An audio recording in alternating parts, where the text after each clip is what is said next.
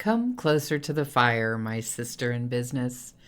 I've brewed some cocoa, and today I have a story about a dragon most of us never knew we had.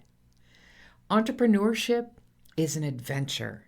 In fact, to my way of looking at it, it is the adventure of a lifetime.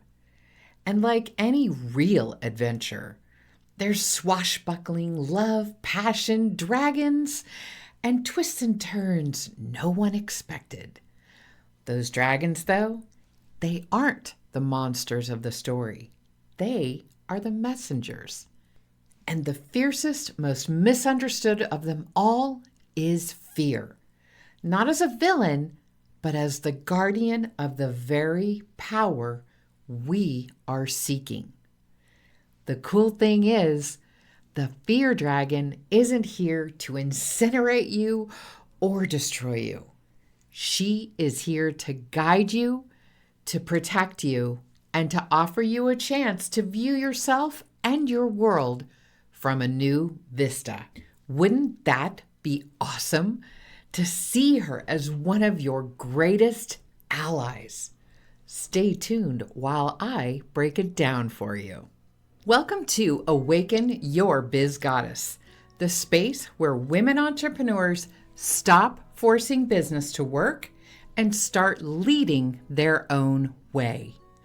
I'm Audrey Acton, your adventure architect, here to guide you along your unique path of success through brain science, feminine intelligence, and a touch of magic.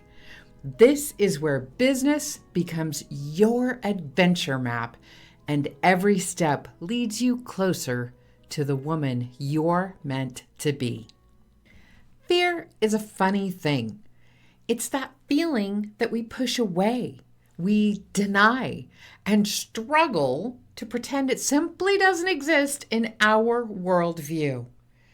And because we only have a passing acquaintance with fear, we don't have a good connection to her and don't recognize her in her many guises. And she has them in spades. Some of her common disguises are anger. That makes us feel powerful when we feel small. It grants us a boost when we feel powerless. Blame lets us point outward so we don't have to look inward. Because who wants to look too deeply inside? It could be scary and ugly in there. Shame. She convinces us we are the problem. Like we didn't already own that in so many pointless ways. Control and perfectionism. She says, if I get it all right, I'll be safe. The problem with that is nothing is ever good enough or controllable. And then there's numbness and apathy. That shuts us down so we don't even have to feel. Who wants to pay attention to that apathy? It sucks. And you're already beating yourself up for feeling that way to begin with.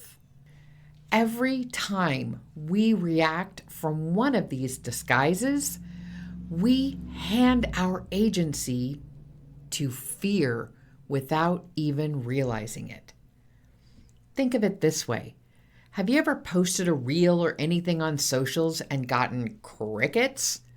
No one saw it, no one liked it, and you were left either pointing the finger at yourself for not getting it right, shaming ourselves away with that, or you angrily blame the stupid algorithm for not seeing your message. That was brilliant, by the way. How dare they ignore your stuff?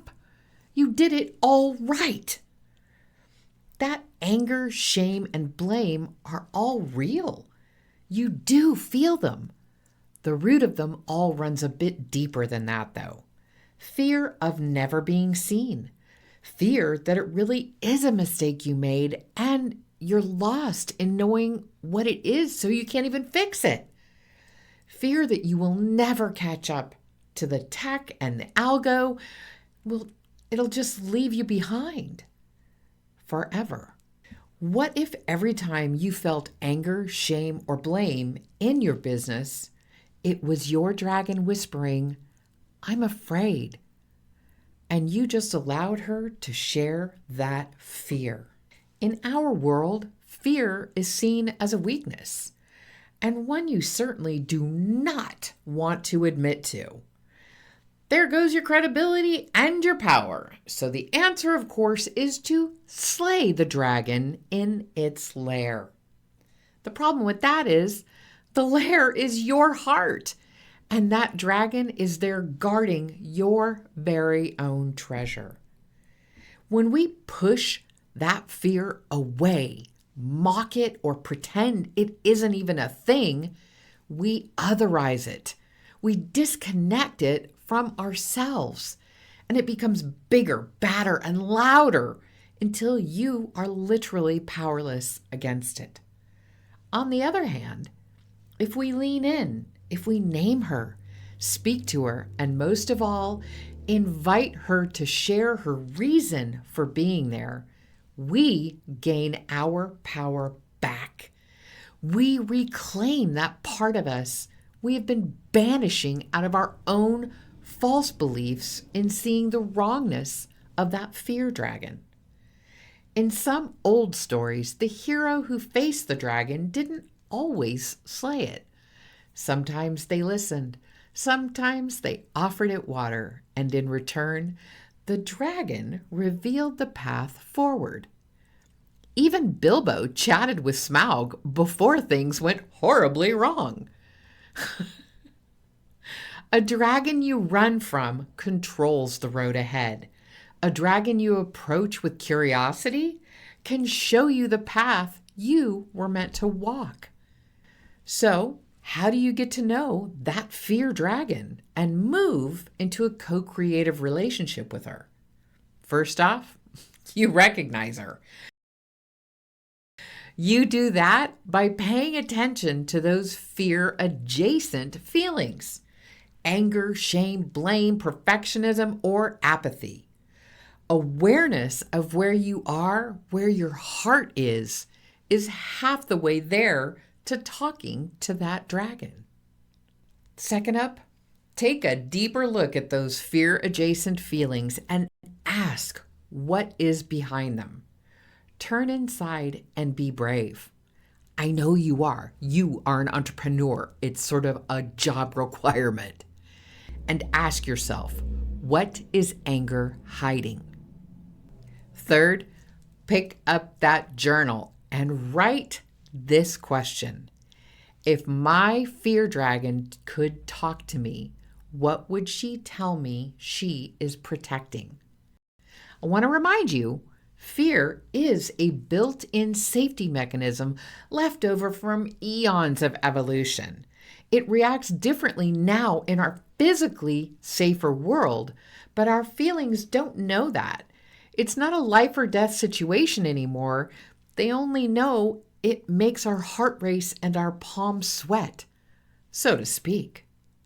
This part is about recognizing that your fear dragon is not your enemy. She is there to protect you and your heart, and it's up to you to see her, listen to her, and honor her for her years of protection when you weren't even aware she was there. Let's face it, as an entrepreneur, fear is part of the game. The path is always going to be littered with things that go bump in the night. That obstacle blocking our way is not the problem. Ignoring and denying that fear is. Unconscious fear is the sticking point, and that is why that fear dragon has been throwing anger and blame your way all along. She's been trying to get you to wake up, to pay attention, and to give you your power back when you are able to take it. When you take the map back and start setting the pace and marking the trail ahead, you become sovereign, powerful, and one step closer to being the woman you truly want to be. The dragons were never the problem. They were always the guardians. And the treasure they're protecting is your power, your heart, your agency. If today's episode stirred something in you, that quiet knowing that it's time to stop forcing and start creating business your way, the Ms. Mind Circle is where we do exactly that. It's a space for women ready to think differently, feel deeply, and rebuild their success around who they really are. Doors are open now. Come find your seat at the link below. Until next time, keep walking your path, one true step at a time. And remember, the dragons were never the problem. They were always the guardians, and the treasure they're protecting is your power and your heart.